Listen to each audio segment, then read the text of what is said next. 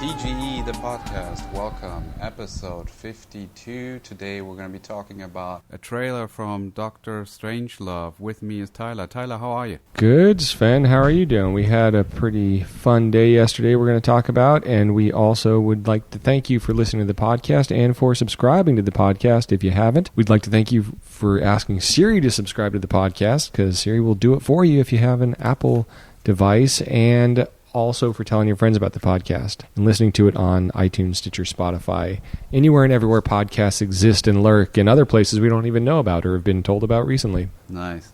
What were we doing on this weekend, Tyler? So yesterday we got to talk to a very accomplished filmmaker who opened his house to us literally to talk about a film that he had worked on that we looked at a scene from on this show, Wet Hot American Summer, and the director was David Waynes. We went over there and did a really cool interview with him that we're going to be cutting together and putting on to this very what do we even call this, Sven?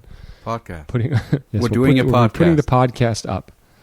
Yes, we're editing podcasts. We're posting a podcast, so you'll get to check that out. A lot of cool insights into editing and filmmaking. And yeah, he actually opened up his computer and showed us an old cut of Wet Hot American Summer, and he hadn't really watched it before, and we looked at that specific scene, and we looked at both versions, what he took out, and it was kind of amazing to see that, like, in the moment, he's like, oh, this is how we originally intended the scene to be, so stay tuned for that. It's exciting.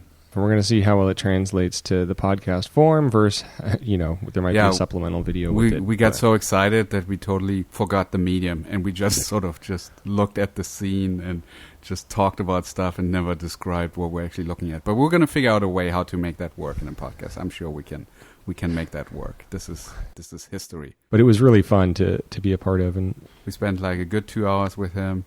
My favorite part is we were actually waiting to be on time, so we're sitting at the curb in front of the house, which we thought is his house. Walk up, it's not his. But yeah, it was funny to sit there and make a lot of assumptions about him based on the house, and then walk up and realize we had the wrong address after sitting like creeps on the sidewalk in the shade for 10 minutes. The thing we want to do this week was look at a trailer to kind of talk about movie trailers a little bit, and I found I knew of the movie with the most trailer edits in the history of movies, and I told Sven about this, at least the most that have been counted. A contender has not been found. If there's one out there, please let us know. We're not aware of it, but it's the trailer for Dr. Strangelove, or How I Learned to Stop Worrying and Love the Bomb, Stanley Kubrick's film.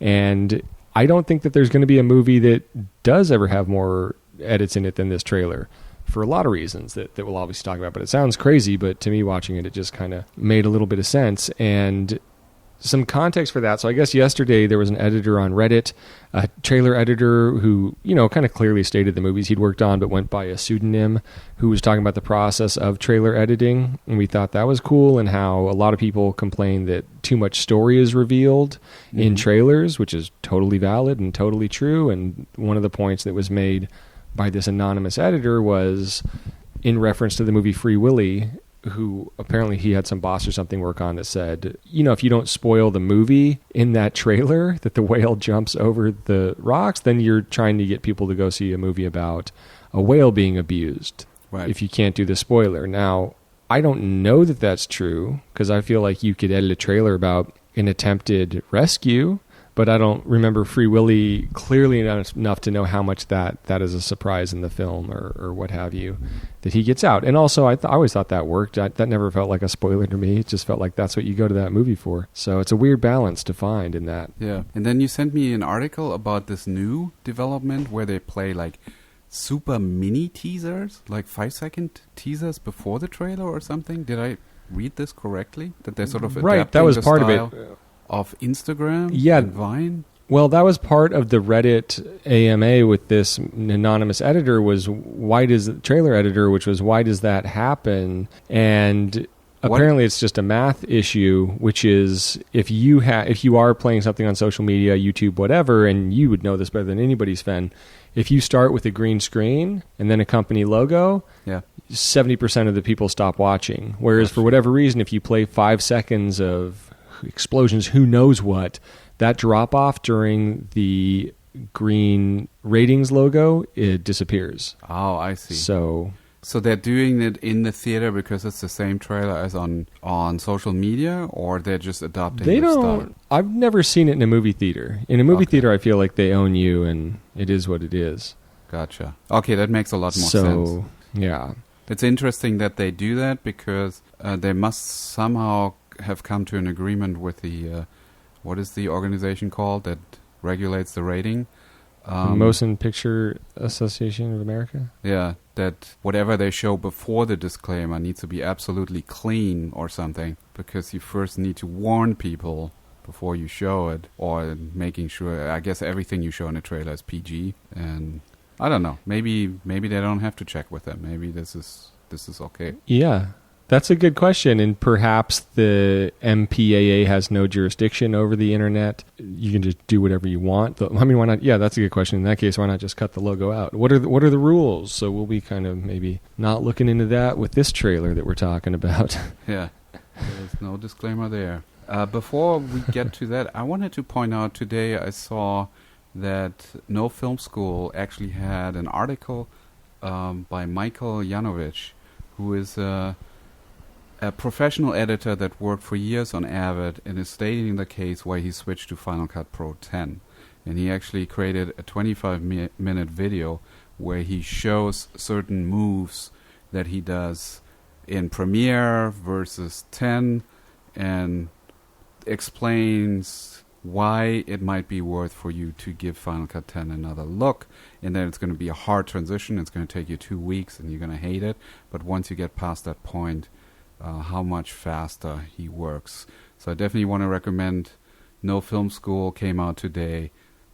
Checking out that article for anyone that is like kind of has an open mind and wants to see why he says this is years ahead of its competition. And I do agree. I mean, I'm a fan of Final Cut 10, so I'm happy to plug it here. And maybe there's one guy or one girl that wants to check it out and might want to give this a try. Well, a couple questions. So you mentioned he'd worked on Avid his whole career. Yeah. And then mentioned, and it's Michael Yanovich, Yanovich. Yeah. So you'd mentioned that he'd worked on Avid, but then you said that he showed the difference between Premiere and Final Cut on No Film School? Yeah, I mean, he decided to show it on Premiere because I think he basically is more targeting editors on Premiere, maybe, or he just had a project that he had available. He understands the clear advantage of Avid, even though it sucks as an editing software. Right. That's me. That's not him saying. And I've made most of my money on Avid, so that's my personal opinion. Anyway, so he says that the one advantage, and people will not change until Final Cut 10 gets this figured out, is basically collaboration in a team. So if you have assistants, editors, and editors all working on the same project, then Avid is still the most robust way of doing it. There are ways of doing it in Final Cut 10. I'm actually beta testing PostLab, which is a software that is being developed right now, and I think it's being launched in September.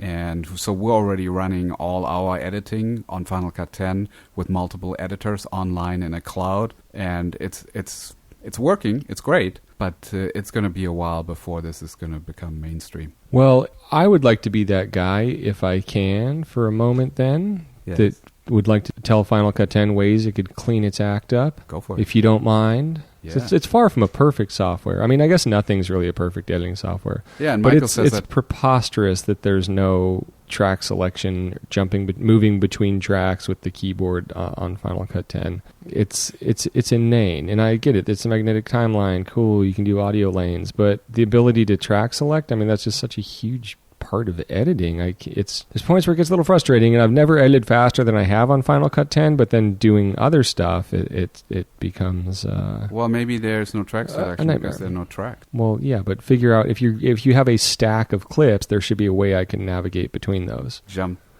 through those. Yeah, there are some ways. Sorry, there's no tracks, but there's storylines, and you can make multiple storylines, so True. you should be able to move between those storylines. True. It's inane, but anyhow, just to give it a well-balanced thing, you know, Sven, we don't want to be those guys. Oh no, we want to take a stand. We want to be biased. I was with you until this week. Now I'm just like over it. Okay. But anyhow. You have a specific project where that's bugging you, where you have to jump around? It's just been a building. It's been building for years, and I'm just over it. I'm done. I don't fucking care. I have my issues selecting mainly, so it's not perfect. I agree, but it's fast. Yeah, no, sure. But that's the thing, is they all have different weaknesses. So that's the thing, is find what's going to work for you for the project you're working on. Yeah. Cool. Any other business? So. No, just look forward to that David Wayne episode. It was really fun. He's incredibly experienced. He experiments a lot with editing himself, and we talk about the influence that's had on his life. He's done so many great, hilarious, monumentally important pieces of comedy to so many people. It was great to get his insight on, and he's like an authentic fan of the craft and technique and stuff and technical stuff. So it was very cool. He's a magician too. Yeah, I'll save that. Both ways, as a filmmaker and otherwise. That's right. We're going to be talking about Dr. Strangelove, the trailer. Film came out in 1964. Tyler, did you see it when it came out? Yeah, I did not see it in 1964, but I did see it without seeing the trailer, which is interesting too, because we were going to talk about how the tone sets the trailer up. I had no problem with the tone of the movie at all. Yeah, I don't think I've seen the trailer until today. Mm-hmm. Okay, so here's a little setup about the movie. The actual title is Dr. Strangelove, or How I Learned to Stop Worrying and Love the Bomb, more commonly known simply as Dr. Strangelove, is a 1964 political satire black comedy that satirizes the Cold War, fears of a nuclear conflict between the Soviet Union and the United States. The film was directed, produced, and co-written by Stanley Kubrick, stars Peter Sellers, George C. Scott, and Slim Pickens. Production took place in the United Kingdom. The film is loosely based on Peter George's thriller novel Red Alert from 1958. The story concerns an unhinged United States Air Force general who orders a first-strike nuclear attack on the Soviet Union. It follows the President of the United States, his advisors, the Joint Chief of Staff, and a Royal Air Force officer as they try to recall the bombers to prevent a nuclear apocalypse. It separately follows the crew of one 52 bomber as they try to deliver their payload. In 1989, the United States Library of Congress included Dr. Strangelove in the first group of films selected for preservation in the National Film Registry. It was listed as number 3 on AFI's Year's 100 Laughs list. There you go. Yes, and I would add to it that this trailer is credited to Pablo Ferro, who was an infamous title designer, rivaled Saul Bass for the title design kingship, although he had a little bit of a less distinct style. He just worked on all kinds of cool stuff. So he would work in the title design capacity on movies like Thomas Crown Affair, Clockwork Orange, Bullet, etc., etc., etc., Dr. Strangelove, but would also often be responsible for putting the trailers together, which is an interesting overlap, considering we have, what goes into the trailer industry now, as we heard a little bit earlier, talking about the trailer editor, that's the responsibility that falls on one individual. The entire kind of presentation of the film is so cool, and I think why there was such distinct artistry in that stuff in that era. And we're going to definitely see the influence of title design in this fastest per minute cuts in a trailer in history. Yeah. And the actual editor of the film was Anthony Harvey, and he also cut Lolita. Ooh. And there's a really cool I haven't seen it, but a documentary I've been meaning to see about Pablo Ferro, who had a really fascinating life. And he was actually nominated for an Oscar as a director for The Lion in Winter, 1968. The editor, Anthony Harvey. Awesome. Yo. So what are we doing here, Sven? What we usually do is show? On this show, we look at a specific scene that is publicly available. We'll include the link in the podcast description. If you like, you can watch with us. This one you might actually want to. It's so fast, I don't know how we're going to be able to describe what we're looking at without getting any seizures. But we'll go back afterwards and we'll describe some things that we notice, some interesting techniques, editing, as well as filmmaking and stuff that we might be able to take away from this and appreciate or apply to our own filmmaking craft. Excellent. See if you can describe it. Well, it's going to be a lot happening very fast, so I'll just kind of read through the titles as they go. Okay, cool. So here we go. You ready? Mm-hmm. 3, 2, 1, click.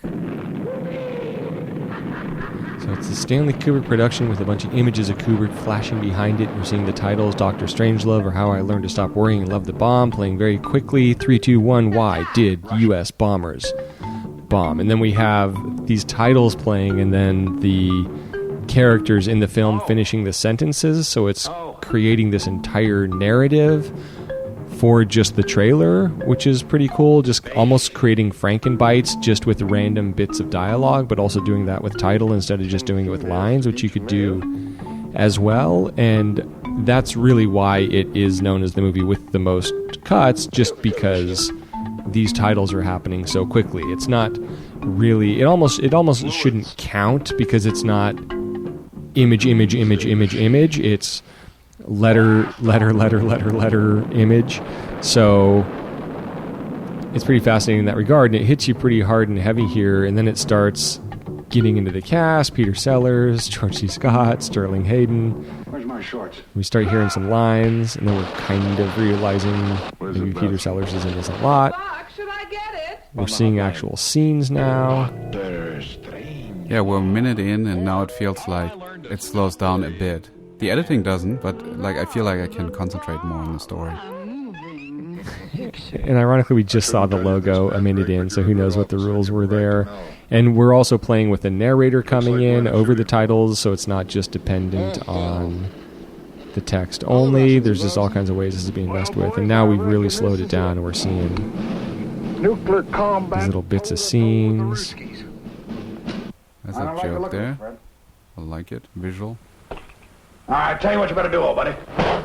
I was under the impression that I was the only one in authority to order the use of nuclear weapons. That's right, sir. You are the only person authorized to do so. And although I hate to judge before all the facts are in, it's beginning to look like General Ripper exceeded his authority. I first became aware of it, Mandrake. And in a weird way, we're seeing the actual style of the film being reflected, the actual representative of the actual editing and the way it's put together in the midst of the chaos. And then just a real action-packed scene for the trailer. Yeah, in a way, it reminds me of the Odessa Steps. Yeah, there's certainly like a Russian influence to the intensity of the editing.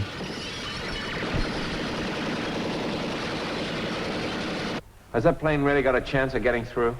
Well, sir, if the pilot's good, see? I mean, if he's really sharp, he can barrel that baby in so low. I mean, you ought to see it sometime. It's a sight. A big plane, like a 52. It actually sets the tone up well enough that the George C. Scott moments are like funny as they are in the film. Strangelove. Giving them a little bit of flashy titles at the end. And then, of course, a huge nuclear explosion. A moving picture. And then just some more titles just saying, see it. Sunday, Monday, Tuesday, Wednesday, Thursday, Friday. Whenever. So that's a lot coming at you. And it's cool because it's, you know, obviously there's a lot of great editing that goes into movie trailers, always has been, especially nowadays, like so much finesse and work and sound work and working things in and creating things that aren't necessarily in the film just to have something be clear, et cetera, et cetera, et cetera. And then this is kind of just an aggressive piece of editing that's sort of just a piece of art in and of itself that you can watch and have a whole different takeaway that's like pushing the form of editing in contrast to what's going on in the film, which is kind of fun. Yeah, yeah. But anyhow. And this came out before 2001 and Clockwork Orange and all the other movies. It was just a movie right after Lolita. I wonder what the reception of the audience was when they saw that trailer. Yeah, that's a good question. I mean, it's certainly, you know, it's the director of Spartacus. It's not... Kubrick always had sort of a acerbic wit to a lot of his films, but it was buried in it. It wasn't necessarily part of the genre that the film would necessarily fall into. And here's this really groundbreaking, dark comedy just trying to let the audience know what it is, and it's weirdly successful in that. I feel like watching it, I feel like it conveys it very well, that you're going to see something that you're not used to. It's going to push some boundaries. It's going to try different stuff. Yeah. Well, the first thing that I notice is how well timed the letters are. Like figuring out how long you're going to have a word so that it feels like it's just a flash, but you're still going to be able to process the information, and making that work for the majority of the audience. That's a big challenge. And these flashes, they are not even a second. I think these are half seconds we're talking about. So like 10, 15 frames before the next cut happens. But you still can read the words and form the sentence.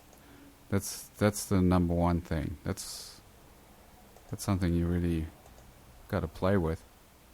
And as you're cutting, and that's what I'm doing, like how long do you hold the title? And the general rule actually is hold the title 1.5 times of how long it would take you to read it. So you read it and you wait half the time that it took you to read the title to be able to do that. I don't think they follow that rule at all here. It's so fast. Well, they're also bombing you.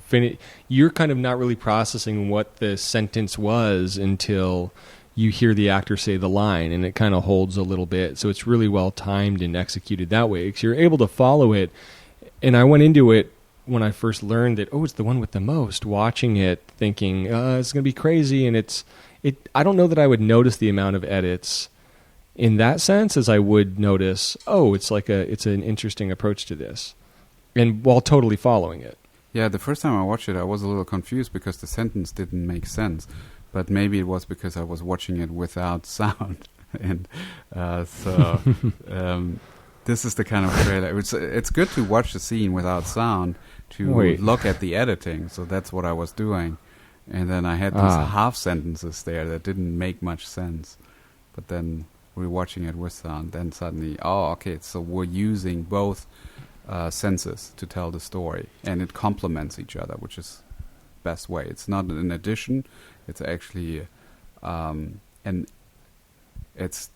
you need to be able to go from one to the other to make sense out of the story. Cool, yeah. That's really interesting how the stories work. I actually know an editor that edits some big budget comedies who does it without the sound, and they're improvised as well. He puts it together with the visual first, in terms of the reactions and moments, tries to tell it visually, and then kind of figures out the lines for once the visual's there, there's a lot of fun, interesting ways to kind of toy with that. Yeah, I remember that Walter Murch talks about cutting scenes without sound and how often he would actually get the lines right correctly.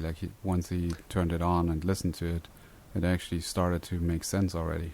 And that's fascinating. And the interesting thing here, of course, is that without YouTube, the audience would just get hit with this. So they wouldn't have that second chance like you did to process, what just happened? And I think that, I don't know, to me it works fine. I'm not confused by anything that's going on. It seems fun, exciting. Perfect setup for what's going to go on in the film. Having seen it with no trailer whatsoever. Yeah. And I mean, just whatever you kind of know about it. No real clue that it's going to be the kind of comedy it is or anything. It's obviously it works really well in terms of setting itself up, but they obviously saw it in a different setting. They didn't see it on a laptop or on a TV. They saw it in a theater, so it was immersive. Yeah. So whatever was hitting them was a totally different experience than when you see it on a small screen. With us, it's just an annoyance almost, like a blip, but there it's completely immersive. The light, the way it bounces off you in the room and all that stuff, that has a totally different effect, I would assume. So that's the kind of trailer that I would love to see in a theater and see what it does there. Well, go to the New Beverly. They're playing trailers all the time. When Dr. Strangelove week happens, when we see it on the calendar, we can go check a movie out, and they'll have trailers for it earlier that month. So let's do that, Sven. Cool. They'll do some weird shit in the Draft House as well, where they play trailers. True, that's one too. Yeah, I don't know if I've seen this one there, but yeah, they definitely would. Now, have you been to the Draft House in L.A.? Not in L.A., just in Austin.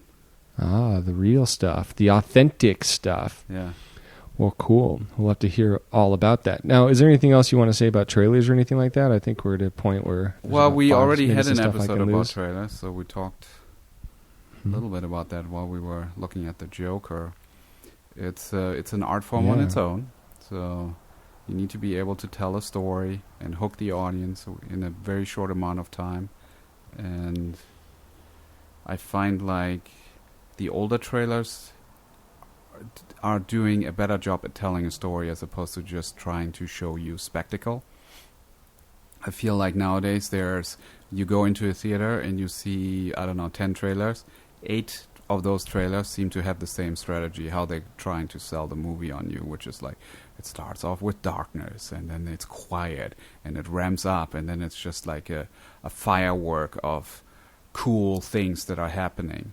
And that's all intercut with like your main character saying like really witty things or very dramatic things, but it's not fully embracing, like in a very like super creative way, telling a story interesting. I mean, obviously that's a very general statement there.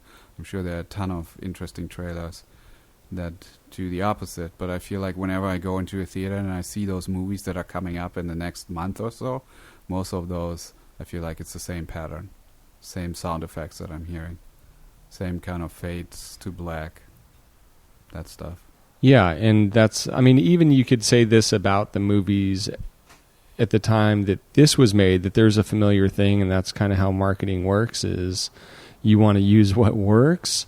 But that said, when you have a movie like this that really pushes the boundary, and yet at the same time, this trailer is kind of letting you know the genre it's in and the kind of movies it's kind of like sharing a feel with, is kind of cool. But yeah, I mean, groundbreaking trailers are always amazing, and then everyone just does that for 10 years. Like, it's interesting to see how they evolve over the decades. But if you've enjoyed what you are hearing, then subscribe to the podcast. Tell a friend about the podcast. We really appreciate it. We have a lot of cool stuff coming up in the future, so we look forward to sharing that with you, and we appreciate all the feedback. Sven, if someone has a thought or would like to share a note or give a suggestion for what they would like us to look at, where would they do that?